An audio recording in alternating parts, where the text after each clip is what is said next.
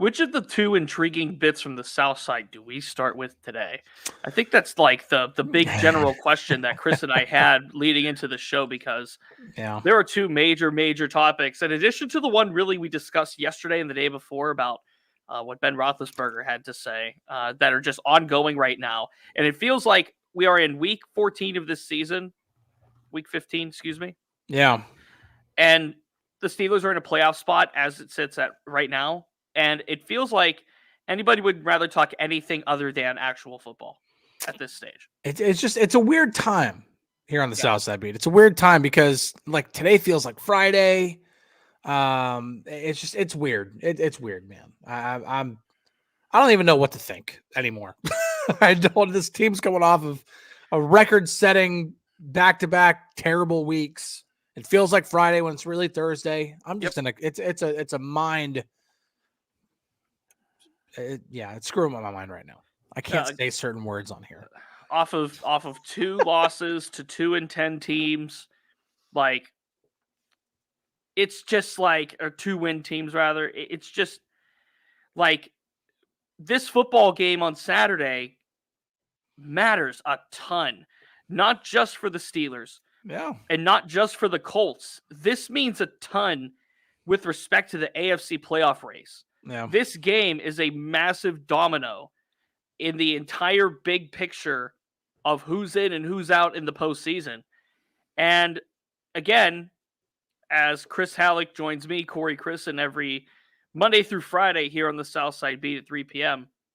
This, of course, December 14th, a Thursday. Like, it feels like we have more than just that game to discuss. And at the top of mind are TJ Watt and George Pickens. Now, let's start with TJ real quick, because we talked a little bit about him and obviously Alex Highsmith the other day. And TJ Watt has been cleared from the concussion protocol. He will play on Saturday, but this is not your standard concussion protocol thing as it circulates throughout the course of an NFL season.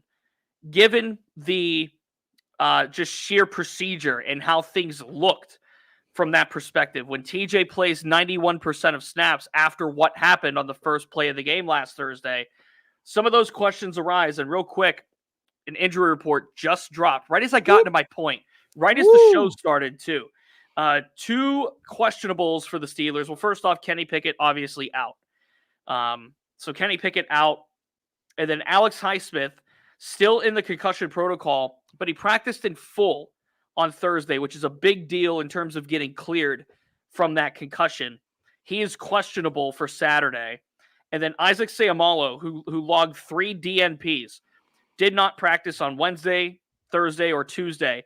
He's also questionable, though I approached Seumalo in the locker room today and asked him, hey, man, are you playing? And he said he'll be out there. So, though he's listed questionable, Seumalo says he'll play, but Alex Highsmith is the other one that is also, still, I guess, in the concussion protocol. And, we'll obviously see with him. But, Chris, while I add this into the feed on DK Pittsburgh Sports.com, TJ gave some pretty strong words today about how things were handled within his concussion testing. And on Thursday with, he gets tested. He told me, confirmed, that he was tested for a concussion, cleared for a concussion on Thursday, but then he takes the smelling salts on the sideline.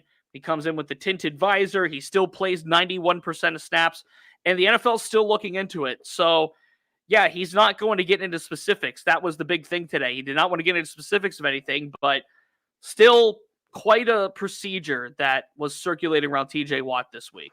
Yeah, it's just the whole thing is really muddy.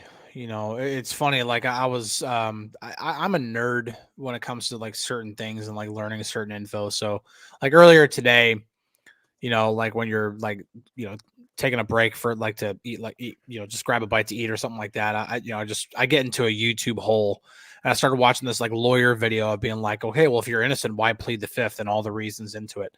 And there's like legitimate question behind that. Like, why plead the fifth if you're innocent? And so it's this situation is like, why not talk about specifics if there's nothing to hide? If everything was done according to plan, why why be afraid to talk about it, or why choose to not talk about it? It's probably the better way to put it. It's really, really curious. It's really interesting. There are red flags all over the place, man. I don't know. This whole thing is weird. The fact that he's not want to talk about it. Obviously the NFL and the NFLPA looking into it is not out of the ordinary. That's standard procedure. Anytime a player gets put into the concussion protocol, there are policies and steps in place to double check to make sure everything was done the right way, as it should. It's just weird, man. And this whole thing is weird. I think we all have already kind of talked about how that entire situation went down, and how, because of the way it went down, it all looks very sketchy. It's, I don't know. I really don't have any answers for it. Like, I really don't. And it just continues to be a real gray area, a real situation where we don't know answers, when I think with something such as knowledge around concussions, we should have answers. Like, there should be answers. There should be accountability for this kind of stuff. And Bob brings up a good point when it comes to, and yeah, there's like situations like that YouTube video I was watching. It's like, well, guilty people have the right to not incriminate themselves. That's correct. Like I'm not saying like the Fifth Amendment's not a good idea. I'm just saying, like, it's curious to go into the reasons behind it. Like, again, I'm a nerd and like to find out reasons for stuff like that, or even if I already knew the reasons, to hear maybe a different perspective, especially if it's from an actual lawyer. But like in this, particular case, when it comes to TJ and his concussion, it's just, again, I feel like there was more transparency even whenever Kenny when he got concussed in a game and then played the next week. I felt like there was more transparency throughout that process than there is with this. Yeah. And that's where, anytime it seems like something's being hidden, there is reason to question, especially when it comes to something that has been such a talking point, and and the NFL has been in a lot of hot water for, when it comes to denying concussions, denying head trauma, denying anything like that, or trying to steer away from the conversation of it. Anytime there's kind of any kind of hush done about it, it makes it very, very curious, very, very interesting. And I think people should be asking questions. Well, when it comes to something like this, you don't want to leave any stone unturned, right? Yeah. You want to make sure that the T's are crossed and the I's are dotted, so to speak. And look at the Highsmith situation, okay? Highsmith got banged up. I believe he played 17 snaps. Got banged up, neck injury, it was described as, in the press box and via official team PR. Neck injury he left the game with, and then he didn't come back, and then he entered the protocol Friday morning. But the difference between Highsmith and Watt is that Highsmith didn't come back into the game. He was done from the moment he went down. Yep. So that's why this isn't really a big issue, so to speak, when it comes to Alex Highsmith, who, by the way, again, in case you missed it, injury report dropped at the beginning of the show. Highsmith still in the concussion protocol and is considered questionable.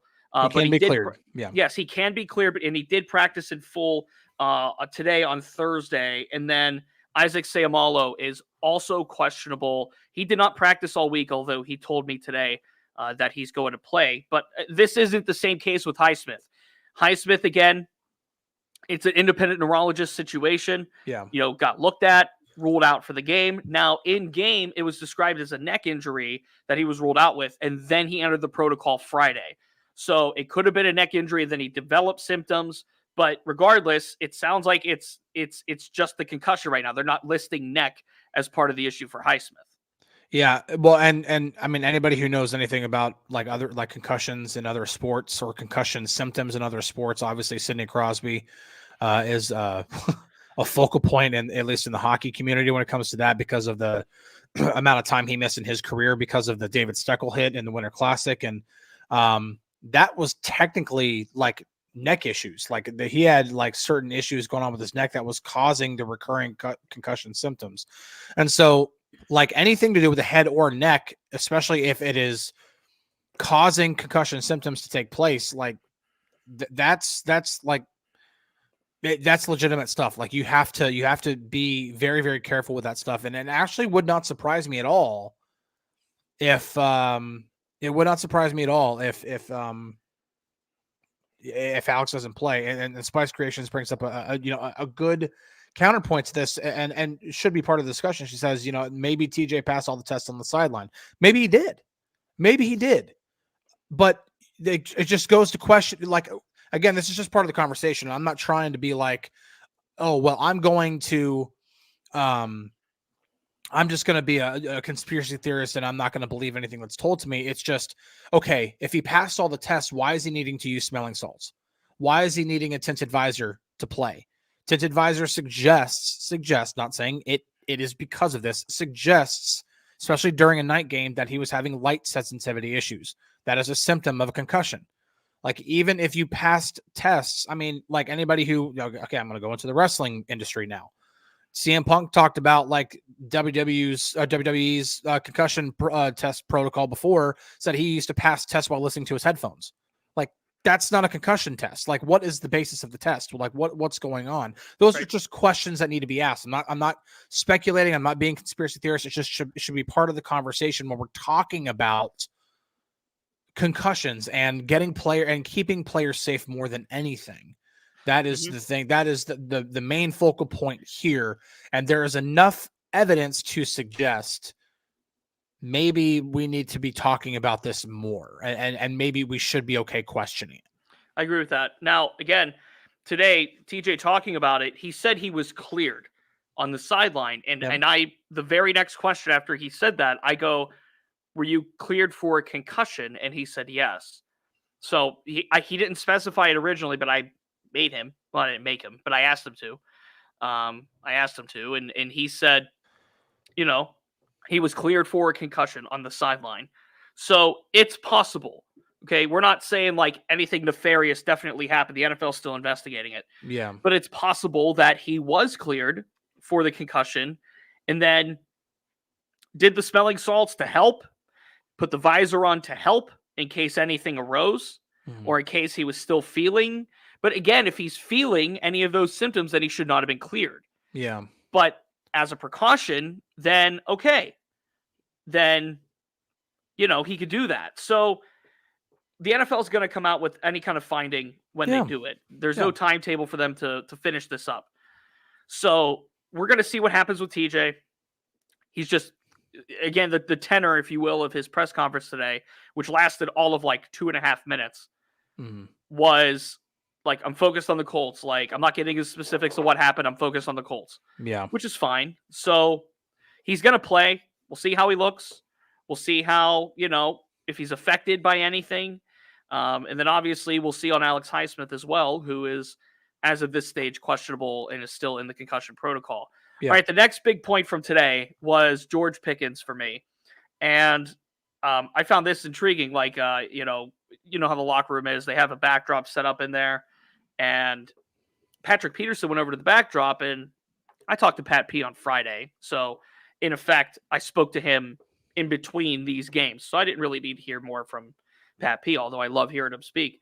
But I kind of peeked over on the other corner of the locker room, and George Pickens is holding court a little bit with a couple other reporters. So I go over there and get the camera rolling, and we're talking to George about the losses over the last couple and the frustrations, because Mike Tomlin talked about the frustrations on Monday and how they're not solution oriented, and how these are frustrations that are coming out without anywhere to go, essentially. And Pickens talked about that, about why he is frustrated, and the way that he put it. Okay. And I need to know from you, Chris, from those that are listening live, if you buy this or not. George Pickens said, about dealing with frustrations and talking with Mike Tomlin about them, quote, "It ain't really fun losing." Know what I'm saying? I don't even know what reaction that you guys would expect from somebody to lose. If you lose in a video game, I'm pretty sure somebody gets mad. That's in part. And then he was asked to clarify.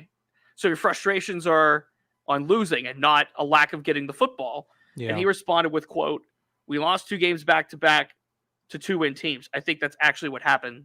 So yeah." And then I asked him, do you think this is fair, the way that you're being covered? Like the way that are people being overcritical? Are they overextending their boundaries? Are they looking too much into this? And he's like, I just let people talk. Like, that's their profession. But, we lost 2 games in a row. So that's what he's saying. But I can't help but to think about the in-moment reactions. To me, there was one that stood out to me from the Patriots game, and I can't remember the specific play, but TLDR, here's the field. He's over here. Mitch looks over here. And Pickens immediately has a reaction to why isn't he looking at me? Why isn't he getting the ball? Yeah. That's not being frustrated with winning or losing. That's being frustrated with getting the ball. So, yes, he might be frustrated about losing, but I don't buy for a second, to be honest with you, that he's not frustrated about not getting the football. Yeah, it's Damon, you're late to that, by the way. we already talked over the injury report. Yeah. Listen, this is again, this is going to be one of those situations where, again, I'm not making excuses for the players. I'm not. I'm really, really not. So please, understand that whenever I say this, but I almost I kind of empathize with the frustrations, because this is a really, really frustrating offense. It's a outdated offense. That's the best way I can put it. A lot of people say bland. No, it's not the most bland offense. It's just, there's just nothing special about it. There's nothing. I agree with you, by the way. It's outdated. You have a bunch of mirrored concepts, especially in the red zone. That doesn't test defenses in the NFL nowadays. You're running a bunch of mirror, and especially when you run a mirrored concept out of a static formation. My God, or you're running curls and hitches out of static formations. You're not doing anything to test the defense. You're literally just running out 10 yards, turning around. And if you're doing that against man, there are no solutions to that. And it's just, and then the quarterback isn't reading the play, maybe the way the receivers are thinking. And then again, if that's the case, if the receiver's thinking, maybe he should be looking to my side. If the receiver's looking at the coverage, he's like, okay, I should be the first or second read here, or he should be at least looking to my side. And then if the quarterback looks to the other side, why is the receiver getting frustrated? Is that coaching? Is that the quarterback? These are questions that need to be asked, because everything is disjointed when it comes to this offense. And so whenever that is the case, and this offense is bad as a whole, there's a lot of reason to be frustrated, whether it is because you're losing or because your route tree on targets looks the way it did against the Patriots. Sure. You have every right to be frustrated. Now I get it. I get what Mike Tomlin's saying. Maybe the frustration needs to be done in a little bit more, solution-oriented way. I kind of understand that. But this is the NFL, man. If you can't get an offense out there that is willing, if the report is true about the Cardinals yelling and screaming about how the Steelers suck and about how easy it was for them to do what they did, that's a problem, man, because that Cardinals team is not a good football team. It's not. I saw nothing from even that game that made me think that, that's a better team than the record says. No, that's a bad football team. Sorry, it just is. They have a couple of special things going. That's about it. It's not a good football team. And they made the Steelers their, a word I can't say on here. Friends. Yeah. It's just, the frustrations are and George, I think, is trying to do the right thing by saying, whether it's just lip service for the media, it's fine. That actually is probably a good thing. If he really does feel a different way and he's not saying it, good. Good. Good. That actually shows maturity, because a player should not just be going to the media and shouting, and just, running off at the mouth saying whatever every single time. That would be bad. That would be bad for the locker room. It'd be bad for the team. It'd be bad for the team's culture. It's good for guys to get in front of the media and to kind of give some lip service and kind of BS their way through it. And if that's the case, then good for him, because that actually shows a little bit of maturity there. I agree with you from the standpoint of I would be frustrated if I was George as well. I would not be happy with the production and the system that I'm put in. Remember, I think theme of the week here has been the system, and the system of this offense doesn't benefit anybody. It really doesn't. Even the running backs that it tries to benefit, it still doesn't benefit them. So, it's not necessarily a player thing all the time. Oh, sometimes it really is a trickle-down effect. Sometimes it really is a bleed over, so to speak, from just literally, and I'm not going to overcomplicate this, running Matt Canada's offense. Yeah. This is all George Pickens knows. This is all George Pickens has been accustomed to when it comes to being an NFL wide receiver. And look, yeah, if he's frustrated with losing, that's because he never did it in college, or rarely did it in college. He's a national champion. He's a national champion in college. Yeah. He doesn't know losing. George Pickens doesn't, and he's very young. And you know what you do at a very young age? You struggle sometimes with losing. So I get it. I empathize with him to a certain extent. I really do. And he's asked to do, I'm not going to say a lot, because he's a professional and he should be able to handle what he's asked to do. That is professional football. But I will say that he is, again, we talk about with this whole thing with what Ben Roethlisberger said about the way of the Steelers being gone. He doesn't understand that either. He will never understand that because he didn't play with those guys. Yeah. He's not going to have Heinz Ward in his ear every day. That's not how this works. He is under a different umbrella. George Pickens is under a different view. And when you have a guy that is as talented as him, and he's not getting targeted the way he should be, and with the frequency that he should be, then yeah, he's going to be upset. He's not going to be happy. And it's not just about the losing. It's about the stuff that he denied in a way. Yeah. And he didn't, outwardly go like it's not that at all or anything, but he pivoted to say that it's about the losing. So look, if he's going to be frustrated about losing, everybody is in that locker room. That's how sports work. That's how this works. Yeah. But then again, it's that other layer. This is an onion.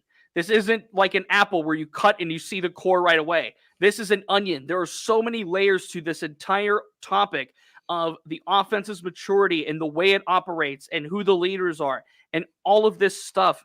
And yeah, part of it is the coaching staff trickling down, and part of it is the player-led component of it as well. Just really, really quick, I got to get out in front of this.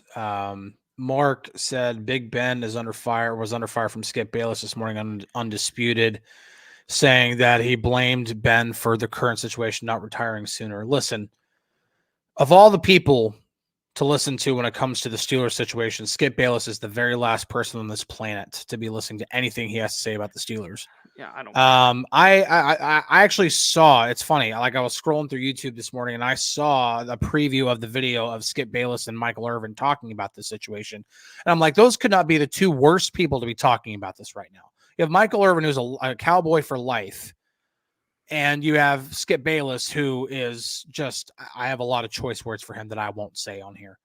I won't. But he is the last person to be talking about this situation. You want to hear from the right people on the situation, listen to people who have actually spent some time on the South Side, whether it be as a player, as a coach, as a reporter, anything, even a columnist, even if they're, kind of, disagreeable at times, but still, somebody who's at least spent some time over there, not Skip Bayless. And when it comes to the whole Ben not retiring sooner, I would even put that just as much on the Steelers for not having a plan for when Ben retired. You got to have a plan. The Packers have had a plan for a quarterback leaving multiple times. They had a plan for when Brett Favre was going to leave. They had a plan for when Aaron Rodgers was going to leave. Steelers didn't do that for Terry Bradshaw. They didn't do that for Ben Roethlisberger.